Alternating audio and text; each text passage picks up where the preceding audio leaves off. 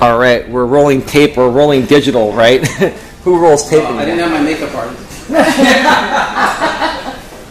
Okay, so it's time now for our featured speaker. I'm not going to introduce our featured speaker all the way. Kate Song, our chairperson, will be doing that momentarily, but I want to say a few words about Kevin, in addition to what Kate's going to say. And that's the fact that I've known Kevin, it's almost 3 years now, Kevin. We met at Modesto Weekly GNA, a weekly GNA that we used to run a while back. He was a co-ambassador there, and really loved the fact that he is a true homegrown health and wellness guru. He really knows his stuff, and he really cares about the people, even beyond the money. He truly loves it. Ask his wife that. Veronica's here. You know, she's not going to lie, right? But one more thing before we turn over to Kate is about 3 months ago, you know, we decided to give Kevin his own radio show. The GNA has a radio station in collaboration with the Discovery County Network. It's one of our collaborative partners that runs a marketing company. And we actually run a weekly radio show where we interview the regular members. And immediately following that, Kevin's show, The Wellness Revolution, comes on. Let me tell you, hearing that show, it's a 30-minute show each week, and we promote it through Facebook. So if you connect us on Facebook, you'll be able to get the links. You can also access the station on your smartphones as well, too, for free. And we'll tell you more about that, how to do that at the end of this meeting here. But, I mean, listening to his stuff, it's just amazing. He's a very straightforward, yet humble and down-to-earth person, and he's helped a lot of people over the course of time. So, without further ado, Kate Song, please come up here and introduce Mr. Kevin Yates. Please welcome Kate Song back to stage.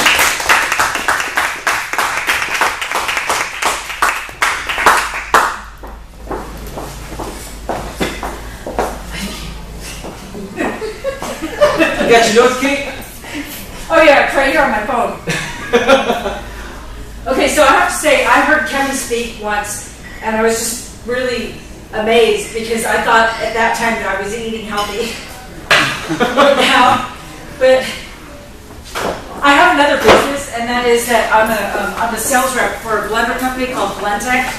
So this is what I do all day. I promote the blender at Costco or Sam's Club, but I talk to people about eating healthier with the blender.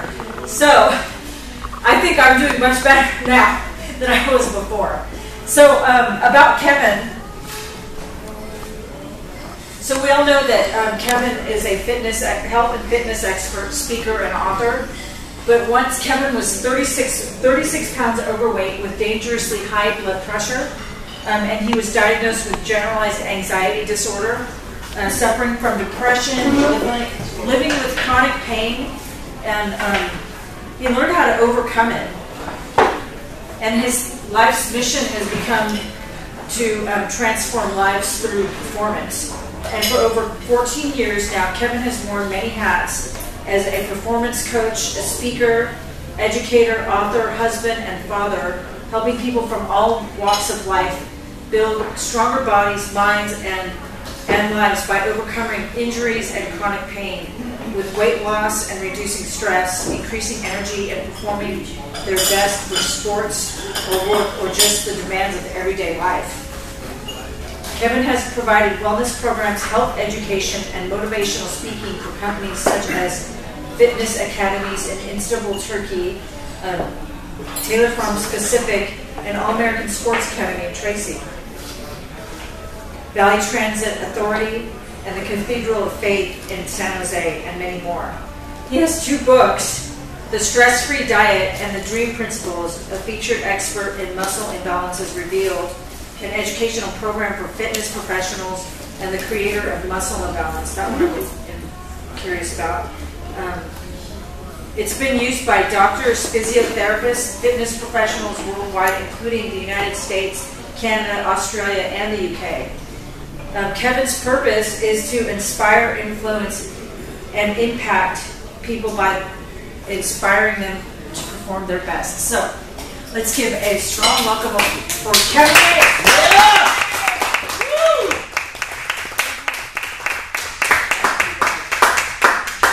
Thank you very much. I'm glad to be here. I'm really happy. And you guys all came ready to work out tonight, right? Yeah!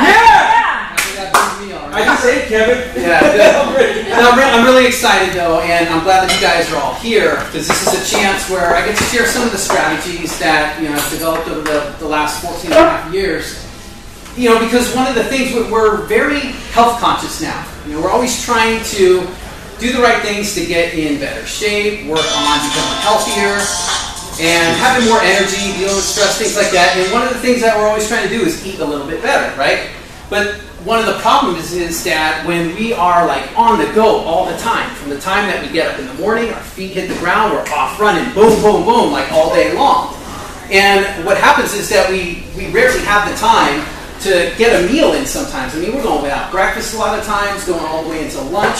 That's the first time we get to eat. And then when we get a minute, we just like grab something really quick. So it's one of the toughest things. So today I just want to share some of the strategies that I've used for the last 14 and a half years with a lot of the clients that I work with. Because these were like, if anybody didn't have the time to eat healthy, it was these people. Because most of them were like business owners, high-level corporate executives, like high-level managers, and they were working 60 to 80 hours like every single week. Wow. So I had to get really creative and come up with some solutions for them that wouldn't impact their lives, like interfere in their lives. So that's what I'm going to share today. And I had my own struggles, like Kate was talking about earlier. And in 1998, I had come home from college, and it was 3.5 years I spent over there. I came back home, and things were a lot different because I was 36 pounds overweight over the last 3.5 years I had gained. And I'm not kidding when I say my energy was like a slug stuck in quicksand. I mean, I had nothing. I was just dealing with chronic aches and pains like all day, all the time. Everything hurt. I had no energy. I had a really serious blood pressure problem that I developed. I topped out at like 167 over 110. Which, if you're not familiar with blood pressure readings, yeah, that's pretty high. Wow. That was like a heart attack, like a ticking time bomb waiting to happen. And then in 2002, I was diagnosed with generalized anxiety disorder, dealt with depression, just all these things going on. And the one thing that took me the longest time to understand was that the thing behind it, what was causing it all, was what I was eating. Because once I fixed my nutrition up, amazingly, all of these problems resolved themselves, all in a way. And then one of the biggest, toughest times in my life, it was the year 2002. And my wife and I at the time had been married a couple of years, and we had been trying pretty much the whole time to conceive a child. And we weren't having any success with it. And so we ended up, going to the doctors, getting checked out. They're running tests on us and telling us everything's fine, but just relax and don't stress out everything. But then my test results come back. And the problem kind of was with me because they were doing like these tests on seeing if I'm able to, get my wife pregnant, and there was like a very, very slim chance it was going to happen. And so I'm just hearing this, and when you're, 28, 30 years old, it's pretty hard hitting. And so he's going over all the options with us, fertility options and whatnot. Problem was that the insurance that we had at the time didn't cover any of that stuff. And so then, we couldn't pay for it out of pocket because that's like way too expensive. So we kind of leave there really just minds blown, very defeated. But we decided that, we're still young. We're not going to give up. We're going to keep trying to make something happen. Hopefully this will work out. Well, we go and it's another 2 years down the road and still nothing's happening. No luck. Can't conceive a child. So we keep trying, keep going. Another year goes by, another years go by, and now we're 6 years into this. Wow. And no baby. And all of a sudden, finally this time comes where my wife had been feeling pretty nauseous most of the time and run down most of the time. And then she was quite a bit late on, time of the month type thing, right? So thanks for sharing. We're like, oh my God, this is great though, because she's pregnant, right? So we're thrilled, we're happy, we're like, oh my God. So first thing we got to do, we got to get down to the doctor and run the test, make sure she's okay, the baby's okay. So we go down there, and I'm in the waiting room, and I'm just like thinking of all the things. What are we going to have, boy or girl? What are we going to name them? And she comes out of the doctor, and I run up to her. I'm like, honey, great. What did the doctor say? But she's got this kind of blank expression on her face. And she goes, I'm not pregnant. And it just didn't make sense to me. What do you mean you're not pregnant? I mean, you know, all the signs were there. She goes, no, the test was negative. And it was that moment where the reality just hit. That the thing you want most, because the thing we wanted most in our lives was just to be parents. I wanted that more than anything. I wanted to be a dad so bad. And it's like, now it's not going to happen. And so we really, at that point, we just really lost hope. And I remember the one night, we're sitting at home, and we're in our apartment, and my wife's in the hallway. And she's just standing there, and she's just like, tears are coming down. She's just kind of like breaking down and crying, and I run up to put my arms around her. I'm trying to console her. I'm like, honey, what's going on? Like, you know, what's happening? And all she would said was, she goes, I'm sorry. I'm so sorry. I'm trying to think positive, and I know I'm not supposed to be feeling like this, but I can't help it. All I wanted in life was to be a mom. That's all I wanted, and now it's being taken away from me. And like out of all the things, I could always make her smile. I could always say things when she had a bad day to cheer her up. But then what do you do when the one dream that your own spouse has in their life is being taken away from them and there's nothing you can do? And so we went through these times where she was back and forth with, you know, being late again on the time, and every single time it was like, get the pregnancy test and back and forth, and that was just the hardest thing to deal with. It was like this sick joke. It was never happening. And the worst time was when we ran out of the home pregnancy test. So she drags me all the way down to the doctor. Now, at this time, we didn't have insurance. So we were on like this free insurance through the county where when you got to go see a doctor, you go to Planned Parenthood and you wait in this big clinic, right? Wow. And that place is not empty. It's first come, first serve, and it is jammed, so you're never getting out of there before like 2 hours. So I'm down there in the waiting room. It's 2.5 hours, and I'm pissed. I'm sitting in my chair and just thinking I can't go through with this anymore. I can't believe I'm going to be down here. And she comes out finally. Comes out of the doctor, and I take a look over at her, and it's the same blank look, expressionless. And she sits down. I just kind of take a deep breath. I said, it's okay, honey. You're the doctor. And she just looks at me with that blank look. She said, just nothing. We just have to start getting some baby clothes and diapers. And I'm like, what are you talking about? And she goes in the most nonchalant voice, for the baby. I'm pregnant.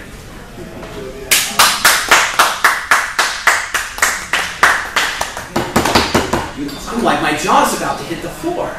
And I remember going in shock. And it took me, I think, a good day or two before I realized this is real.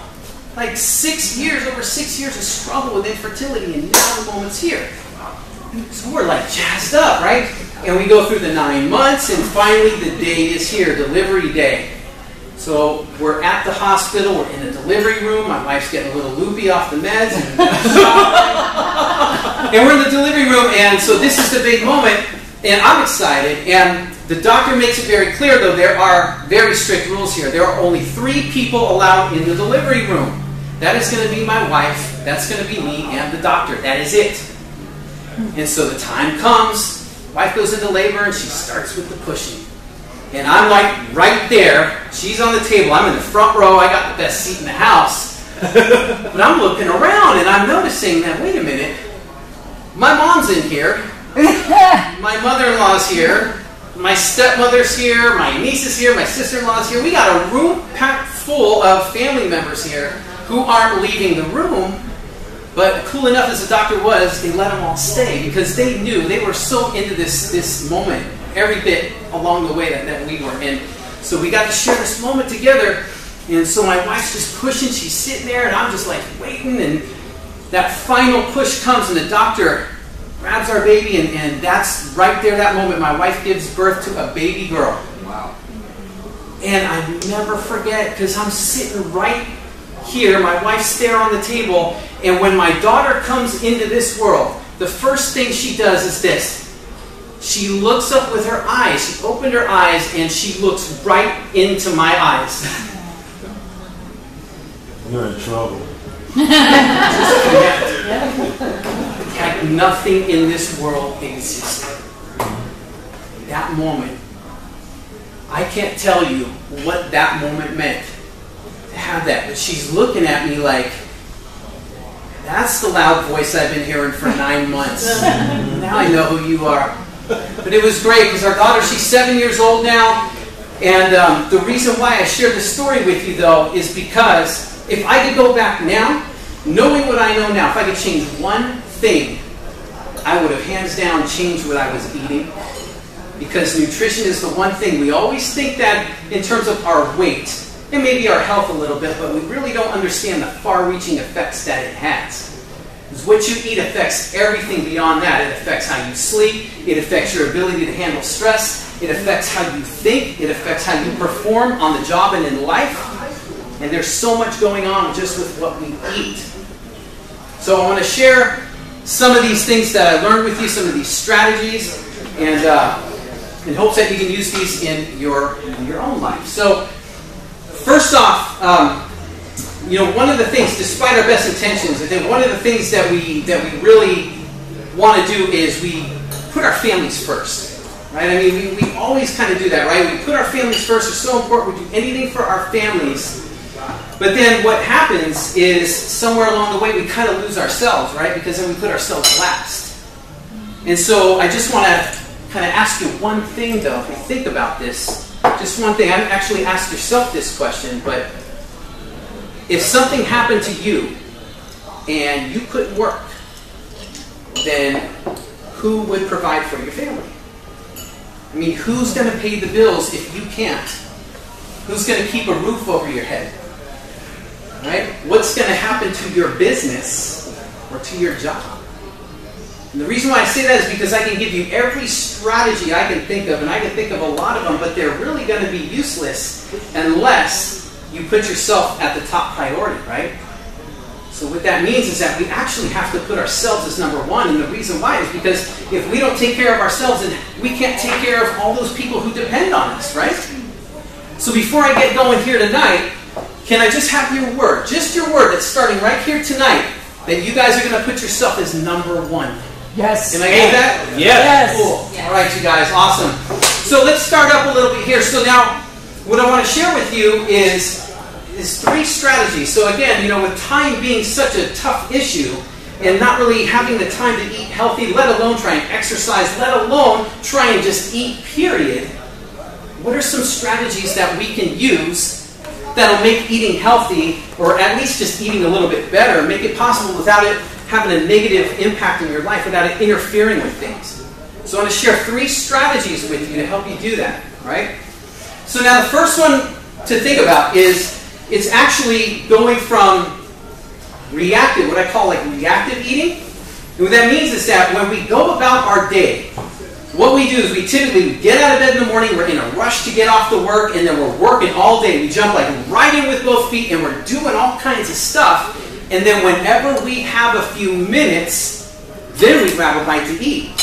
And it's usually in a rush, right? I got to go out and then, oh my God, I didn't bring anything. I don't have anything. I haven't eaten anything all morning. So I'll go down to the fast food joint, grab a quick bite, and we don't make the best choices. And one of the biggest problems with that is that when we don't make the right choices, we eat the wrong things constantly. How well do you perform on the job? Horribly. Yeah, because you're tired all the time. You can't think right. If you get like headaches and things going on, it's crazy. So instead of going from being reactive and just reacting to all the events and things going on in your day, we have to flip the switch and go into being proactive about our day. Just means starting to plan your day out, looking ahead a little bit. And what that means is that you might have to take your day and you just block off time, even if it's just 10 minutes of time, and say, you know what, this is the time right here. I'll work here, but during this time, I'm going to eat something. I got to have something. Because the longer I go, and when I'm not eating, I don't perform my best. So I block that time off, right? That's taking charge of your day instead of having to react to everything going on around. So some of the easiest things to do are stocking up on like snacks and leftovers. Snacks and leftovers are like king because they take very little time away from what you're doing. You don't have to spend time in the kitchen preparing things, right? You just put things together. So some options. What are some snack options that we have? Well, we can have things like an organic yogurt, mix that stuff up with cinnamon, put some fresh fruit in there, have fresh fruit on hand, have things like natural peanut butter, maybe have some organic cheese, things like that. Quick ideas, handful of nuts, pack them in a bag, stock them wherever you're going to be. So if you're going to be stuck at work, stock them at work. There's got to be a fridge somewhere in there. If there's not, maybe at your desk or bring a cooler. If you're at home, you got it made because you can have whatever you want at home.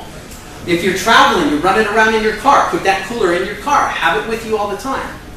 And what you'll find is that you'll actually save time. It'll maximize your time to get stuff done during your day because now you got it right there with you. So what you don't have to worry about is running around all the way down, going somewhere, waiting for your food to get made, waiting to bring it all back, and then having to eat it. You got it right there, right on hand. And leftovers. Leftovers are real easy, right? Whenever you make dinner at night, make like a big old bunch of dinner, start sealing it off in Tupperwares. When you got snacks and you got leftovers ready, you're set. You don't have to react to anything. If you're in business meetings, what do they usually have? Some kind of buffet, maybe to order pizza. At least you got your own stuff. All right? So that's the first thing. The second thing now is to create what I call your go-to lists. So 2 lists that you want to create. On one list, write down your snack list. It's your go-to list. So the other list will be your dinner options list. And all you do on the snack list is write down at least 10 options that you have, snack options that you have. Write them all down on there. Same thing with the dinner menu. Dinner options, at least 10 options. If you've got more, then write down more. But what you got with a go-to list is when you've got those times where you're working late, you don't have time to make something, or you don't know what you want to make, now you put yourself in control because you got your go-to list and go, boom, I can go right there and I got that. Or I'm going to put these snacks together and bring those with me the next day wherever I go. Right? So have your go-to list. And then the last one, well, what do we do when we have to eat out? What are we doing right now? We're going to be in a restaurant. Maybe you've got some kind of business lunch going on. Maybe there's just a special occasion. There's going to be times where this happens. So the easiest thing is to plan ahead a little bit. Prepare yourself.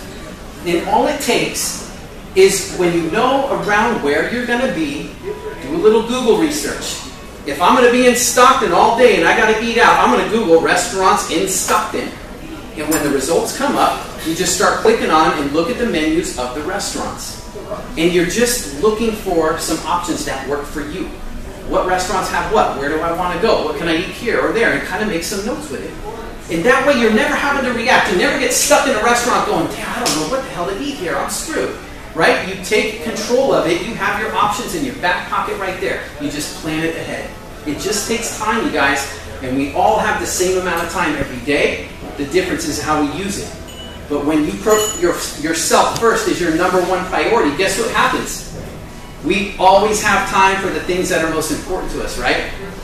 I always say this to people who tell me they don't have time. I ask them, is that really true? Because if your doctor told you that you only have 30 days left to live unless you make some serious changes to what you're eating and how you're living, I'll bet you'd do it. Every time, right? So those are our strategies. So now, we got, if we have kind of a framework there for some strategies to use, then usually kind of the next thing that pops in our head is, okay, I know what to do, but now what do I really need to eat? I mean, what are the foods that I should be eating? What do I need to stay away from? And again, I could give you all these ideas. I can tell you, eat this, don't eat that, but guess what? We're all a little bit different in what we like. We're all different in what our schedules look like. So rather than try and give you a menu, what I'd rather do is give you some kind of guidelines. And that way, when you've got guidelines, you can fit it into your own schedule, into your own life, whatever works for you. Is that fair enough? All right, cool. So now one of the guidelines when it comes to what we eat is emphasizing quality over quantity.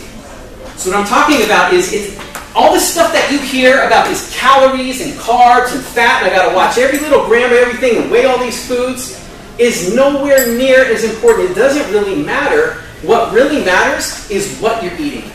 Because you can have all the right numbers. You can eat all the little bit of carbs and watch your fat intake and keep your calories low and do all that. And if what you're eating isn't right for you, it's going to mess up your digestion. It's going to make you gain weight. It's going to screw up your sleep, mess up your energy, mess up how you're thinking, and you don't perform well during the day with your family, on the job, wherever you're at. But when you eat the right quality, filling your body with the nutrients that it needs, everything changes. So all this stuff that you hear, I'm going to talk about that in a little minute, about this whole calories in and all this stuff that you've been told. And when I say that you should be going the complete opposite, I'm going to teach you why in just a minute. But for now, just understand that it's the quality, the number one thing, not the quantity. All right? So the second thing then is just this. Cut the crap. Just cut the crap. And what I mean by crap, I developed an acronym for the word crap, C-R-A-P, which I developed, stands for completely refined, artificial, and processed foods. So when you can avoid things that are like in a bag, things that are in a box, those frozen foods, all those ones, healthy whatever choice that they tell you has only 150 calories a serving and all this protein and great fiber, things that need to be microwaved, right? Things that come in a can. If it's not like whole natural food, the closer you get to that, the better. And if it's the farther away it is from that, cut it out. But now then that kind of leads to the question too, well then, if I have to do that, avoid all these processed foods and additives and all this stuff, then that means I can't eat breads or pastas or that chocolate cake that I like for dessert, right? Oh, yeah. In moderation. Well, you're right on track with it, right? But what I think of is an 80-20 rule. And what I mean by that is that if you cut out all that garbage food 80% of the time, the other 20% that you got left, you have some built-in flexibility to enjoy whatever you want. Because that little 20% of the time is not going to be enough to sabotage all the good stuff you did all week. And my wife will attest to it because for me, everybody for some reason thinks that like I live in a gym somewhere and that the only thing I eat are like egg whites and chicken breast and broccoli. And I tell them, I'm human just like anybody else here. And ask my wife, at the end of the week, if I don't get my pizza, I get pretty damn grumpy. Do you have a sweet tooth, Kevin? Yes, I do. Oh, yeah. Yes, I do. Right? But what happens is that I don't have to berate myself. I don't have to think that I'm bad, that I screwed up. I don't have to feel guilty if I enjoy myself because I built it into my program. 80% of the week I'm eating what I need to eat. The other 20% I can enjoy what I want. So think 80-20, okay? So now we've kind of got some strategies in there. We got some nutritional guidelines. But then one of the things, too, that causes a lot of confusion has to do with food labels, right? All of these food labels and what do all of these terms mean? I mean, you look at all of these terms and they give you a headache. It's like, okay, I've got made with organic. I've got 100% organic. I've got a third less sugar. I've got low fat, I've got lean, I've got low cal, whatever. Gluten-free. Yeah, and I mean, it's enough. We know a lot of them, but a lot of them are just kind of, what do these all mean and how much of this is necessary? And so instead of trying to go over and have you memorize all this stuff, I don't know about you, but I cannot stand confusion and complexity.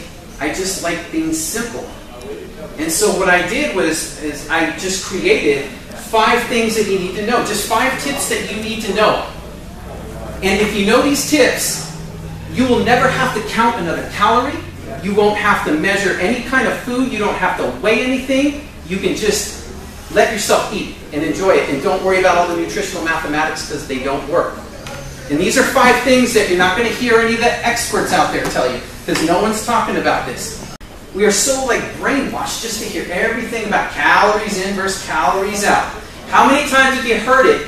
You've got to eat less and move more, right? Weight loss is just a matter of burning more calories than you consume, right? But yeah, it's not really working, is it? So the thing with calories that you're never hearing, number one, and that's the first thing we look at, isn't it? When we pick up a food label and read, isn't that the first thing you look at? How many calories does this thing have?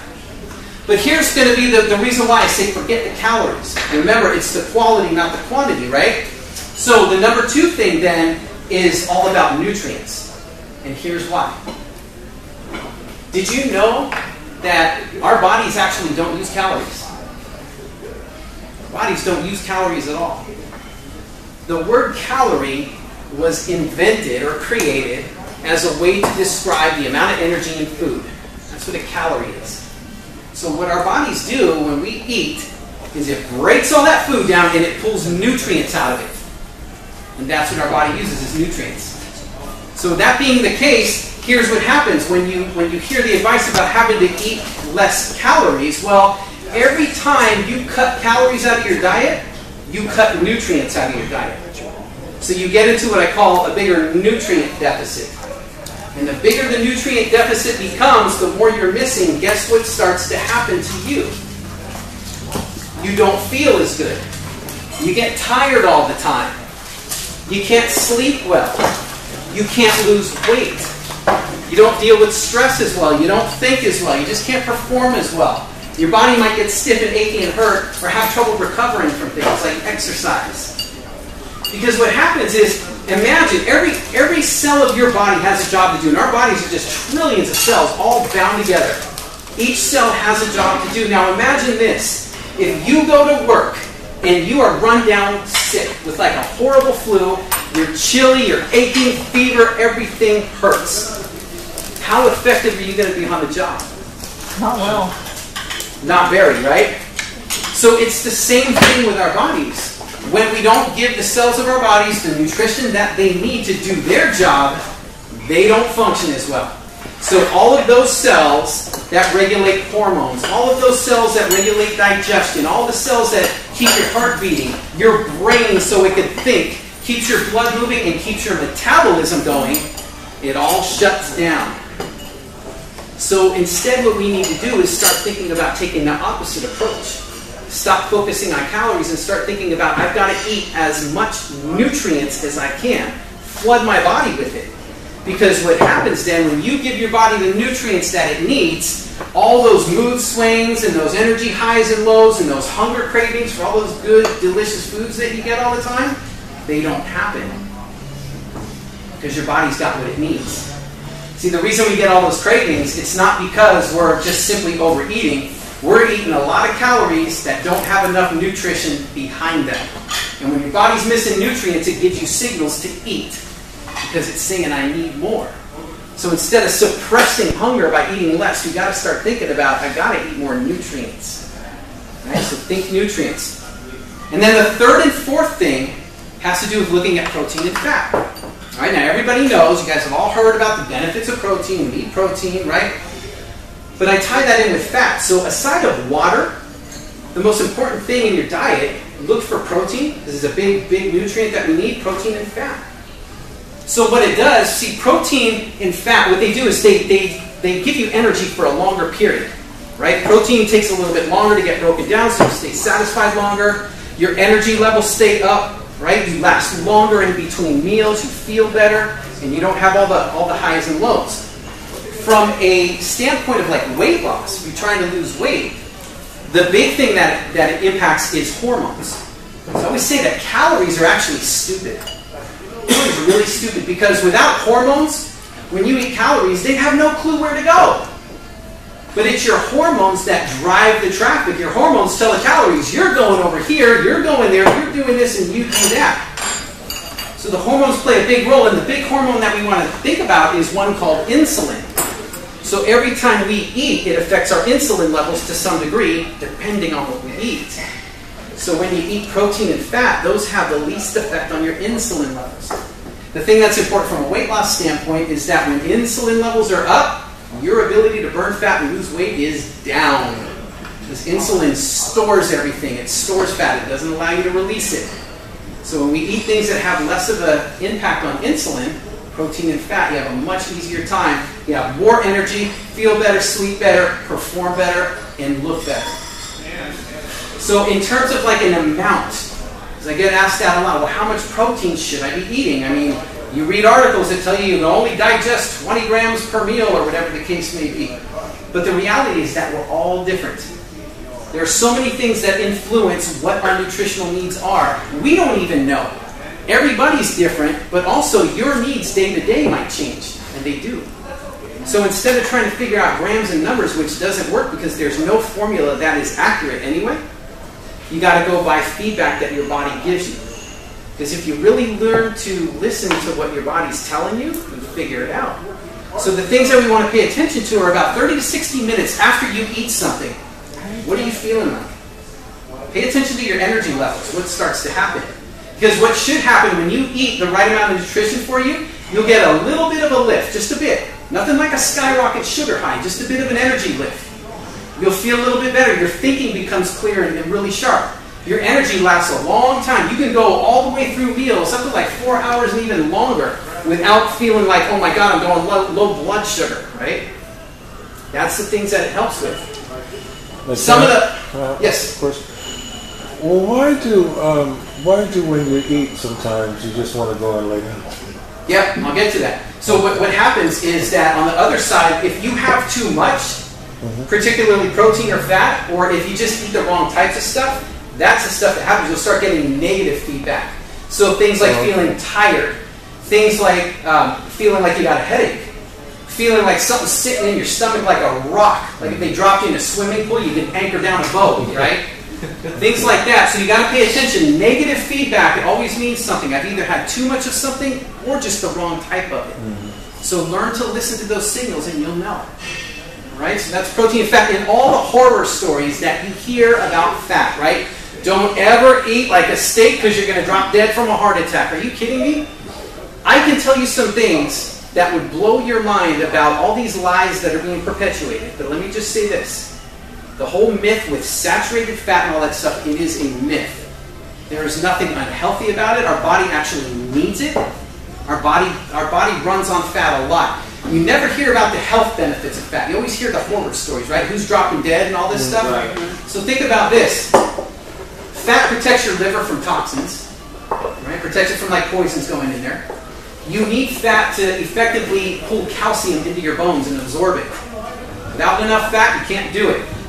Fat helps everything from like reducing inflammation to improving insulin sensitivity, so it's kind of a protection against like type 2 diabetes. Right? Fat helps with, it helps you to actually burn more fat. Right? There's a lot of benefits. Fat makes up the cell membrane, the stiffness and all the stability of your cells and the strength of your cells. You need fat for it. And fat is needed to make hormones. Remember I said hormones drive everything. So you cannot fear fat. You absolutely need it. So that's the third and fourth thing. And then the final thing, the fifth thing to look for is our good friend sugar. Right? Good friend sugar. It only has sugar in it, right, Kevin? And I love that stuff too, but let me tell you this. Just like 20%, sorry. Like 20% a day. Sorry. Just a quick stat on that. Did you know that 1 teaspoon of sugar suppresses your immune system for 4 to 6 hours? What? Oh, yeah, 1 teaspoon. Wow. So think about how many teaspoons are in a can of cola. Right? A lot. Yeah. So just kind of some food for thought. It really affects your immune system. It affects a lot of things. But the closer you can get to this much sugar, calories, grams, 0, the better you are. Because really the sugars that we're dealing with in the foods that are being made in our country here are the refined sugar. And our body doesn't have, there's no nutrition in that sugar. It's stripped of everything we need to effectively metabolize it. So our bodies can't do a whole lot with it other than store its fat for the most part.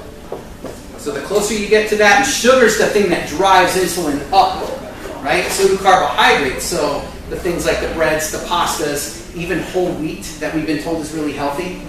It's actually just enough wheat to color it brown so you think it's healthy. But it converts to sugar every bit as fast as white rice does, or white bread. Right? So the closer to 0, we're cool, right? Is there any such things as natural sugars that we should be looking for? You got it from like a sugar cane. Or honey? Honey, if you can get a raw honey. Like raw, and when I say raw, the stuff that you see in the stores that's like clear as daylight, you can see right through, not raw honey. You got to get the stuff that's so thick it looks foggy, it's got clumps in it. Yeah. Okay, so what about agave nectar? Because when I sell blenders, we promote agave nectar because I use it in all the smoothies that I make. And so, like, the write-up that we were given about agave nectar, because it says on the bottle that it's organic, it's 25% sweeter than sugar, so you end up using less, and it comes from a plant, there's no additives. So that's like what I promote, and I tell people, you know, it's like, it's better for your body than sugar, because when you eat regular sugar, you get a sugar rush, And so I'm kind of like wondering about that. I mean, I use it sparingly, but I usually use it when I do show demos and stuff like that, more like juices and stuff. Yeah, the latest stuff that I've been reading about it is that a lot of it's still processed. It's being processed and refined. So what they can do is they can make it with organic ingredients. And this is where these food manufacturers are getting really clever. Because new laws come out all the time. They pass the laws so that the manufacturers can't try to market things and make them sound more healthy than they really are. But a new law comes out and then the manufacturers find loopholes. And that's what's going on now, is that they're taking like organic ingredients and they still process it, refine it. They technically make it organically, but when it's refined and everything, you're still getting kind of refined sugar in it. Wow. And you got to be careful if they're heating and pasteurizing things, because any little bit of nutrition that might be in it, when you heat and pasteurize, just like dairy, they kill it. Well, wouldn't you say as much processed sugar that's out there, you're never ever going to get to where you're just going to eliminate it out of your life. It's more of a moderation and just trying to keep aware of what you're eating, because there's so much of it out there, and you can't look at it and say, well, you know what, I got to eat something, you know. So I think back to the word moderation, and just kind of be aware, trying to get as close as you can to something organic.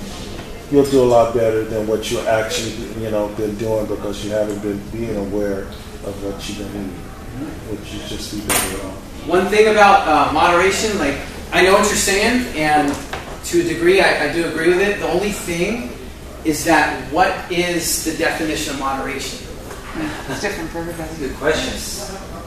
Well, moderation for me sometimes is a lot. No, to me, it's knowing who you are and how much you're being consciously aware of what you've already been consuming over time. If you've been you can't lie to yourself, man. I had that hamburger every Friday. I know I have that hamburger every Friday. I'm not going to do that. I'm not going to have that hamburger every Friday. Yeah. I'm going to skip 2 weeks out of the month. I mean, you just got to be honest with yourself. Yeah. And I think that's where the moderation comes in, to yourself. Not to no one else, but to you, because you know. It's got to work for you, bottom line, right? You got to find what works for you. What I found with it is going back to that 80-20 rule, because it's just been my experience that it tends to work really well for people. It gives them a real good kind of idea of what that moderation looks like. But then again, you got some people who they might be able to go like 70-30, right? We all know people like, they can eat cake and donuts and all that stuff and have six-pack abs. I'm looking at them like, are you serious? But yeah, I hear what you're saying. Yes? I have just a question, actually. So, when you're talking 80-20, are you referring to organic or raw, or are you referring to just lean and nutrition, like nutrients? Or, because I know the 20% is the processed food. But if you eliminate, if I had a choice between a soda and a glass of water, I'm making the choice to drink the glass of water instead of having the soda. But if I'm making a choice to have an ice cream, then that's the choice that I'm having and not having the soda. So it's just in basically, from what I'm understanding with you, it's basically being conscious of what you're putting in your body and how much you're putting in your body and when. And another thing is to actually appreciate what you're eating. So if you're having a soda, instead of gulping it down, to actually taste the soda or taste the ice cream. Like, that's what I do with my stuff, is that if you're only getting 20% of something and you want it, enjoy it. You know what I mean? That's how I see it. But I was just curious if that's what you meant by that, or so 80-20, just when I was talking about like cut the crap, and it just goes for things like processed foods, and it goes for the bagged and boxes and microwave kind of stuff. So and the closest that you can get, I just put it at like 4 things. Closer you can get to like meat. So when I say meat, I'm talking about fish, poultry, red meat, ground beef, turkey, even eggs, things like that. And then vegetables, fruits, right? Some fruit. And yes, fruit does have sugar, but be careful of not using that as an excuse to say, okay, I can have a free-for-all with fruit because it's healthy sugar. Because bottom line is, it's still sugar, right? And it'll still throw insulin levels all over the place, which affects your mood, your sleep, all that stuff. And water, right? So that's kind of like, and you get creative with that stuff and everything, but that's kind of the closest you get to like whole real foods right there. So if you're like 80% of the time you're sticking in there, then yeah, that other 20%, yeah, I have trouble not gulping down the ice cream, but yeah. I would look at it more of like a black and white type of a situation. Either it is or it isn't. Either it's good for me or it's not. A lot of times we confuse ourselves to say, well, you know what, like she was saying with the juice and the ice cream. Okay, I'm gonna do one of these. One of these is less of the evil. Yep. Forget that. They're both on the wrong side. Water. Yeah. You know what I mean? Make a choice. Yeah. I think more of a black and white choice. Yeah. I think just kind of the big thing with that is when you're making a choice too. It's either a choice that's going to take you closer to your goals or move you further away. Right? It's one or the other. So when you make the choice, when you're contemplating it, something I call play the DVD all the way through. I won't get all into it. It's like watching a movie and you don't stop it just at the good part, right? Because then all you remember is how good the movie was. But those movies that then you hit the play button and the rest of it kind of sucked. Right. And you're like, wasn't that good? So it's kind of that thing. Think about the choice you're going to make because we tend to think how good the burger's going to taste or the ice cream's going to taste, but we don't play the DVD through and think how we're going to feel at the end after I eat it. Yeah. So if you ask yourself that question and if your answer is, I'm going to feel guilty or I'm going to feel bad about myself or in some way it's going to negatively affect you like that, not really worth it. Well, wouldn't you say some of our second choices are just as worse as our first choices? I mean, to say that I'm going to, I'm not going to have that greasy hamburger. I'm at a restaurant, but I get these French fries. I mean, over here, which is my second choice. Maybe it's a little bit less, but yet and still, it's not no good either. So that's what I was meaning about black and white. If I'm gonna go for it, at the time I'm gonna go for it and be conscious of it, I might as well look at it as black and white and say, well, don't fool myself. Them fries is just as bad as hamburger. Yeah, I hear you. But I think that if you don't indulge your inner child, that sometimes is worse. So definitely moderation. Like he was saying, he loves pizza. I mean, if he didn't have pizza, but look at him, he's in good health. Yeah, he looks really in shape. Moderation, yeah, definitely. For sure. All right, you guys. So do you feel that you've come away just learning some things that you can kind of take with you from here and apply in your own life? Oh yeah. I have one more question. Absolutely. Right. So now the question is, will you take at least some of this stuff and apply it? Yes. Absolutely. Good job. All right, you guys, my time is done here, so I just want to thank you all for coming. Thank you for having me. And just use what you can and energy up. Thank you very much, guys. Hey, before you leave, Kevin, I have an idea for a future episode of the Wellness Revolution with Kevin Yates on DCN Talk Radio, a part of the DCN Internet Radio Network. I know I got to do my little pitch thing here, right? But it's free, right? I drink diet soda. Yep. Would you be willing to do an episode on the difference between regular soda, diet soda, what the benefits are, what the benefits aren't, or opening a can of worms? Well, you know what? That's why. Well, I can compare the can. I like diet soda too, to be honest with you. But yeah, I don't fool myself with all that stuff. But yeah, I'll do it. How about we don't go into that now? Okay. Because that'd be a great I did show. One YouTube video where I kind of went off a little bit, maybe too much on diet soda, but yeah. That's okay. That's okay. We can do a show on that, right? Yeah, absolutely. Okay. How about water versus Coke? Water versus Coke. No, seriously, like one day in Aikido, our sensei sent us this email, and it was like, water, Coke is known to contribute to breast cancer, Coke does this, all these lists of like ailments. And then it says, water is known to prevent this. And then he has like no biased opinion at the end of the email, but he says, water versus Coke, which would you prefer? And I was like, I'm never drinking soda again. Wow. With that water, and I'm not meaning to take time, but we've got to be really careful with water too, because 99% of the water supply is absolutely polluted. And then what they're doing with a lot of bottled waters is they're just taking basically tap water and putting it in a bottle. And that clean taste that you taste when you drink the bottled water is not because it's really clean, it's because it's stripped of any nutritional content in there. It's dead. Right? And there's so many toxins and poisons and what I don't even want to get into it in the water supply. It's crazy. But the best bet that you got for water is drinking like artesian waters. They're a little bit more pricey, but things like the Fiji and the Avions, Vitel, things like that, Volvic, those are the best ones, best bang for your buck. Your body absorbs it better. So when you're drinking water, you shouldn't be running to the bathroom like every 5 minutes. All that means, it's not cleaning your body out. You're not absorbing it. It's running right through you. So you waste a lot more money at the store buying the cheap bottled water. Yeah. So yeah. Wow. All right, you guys, thank you.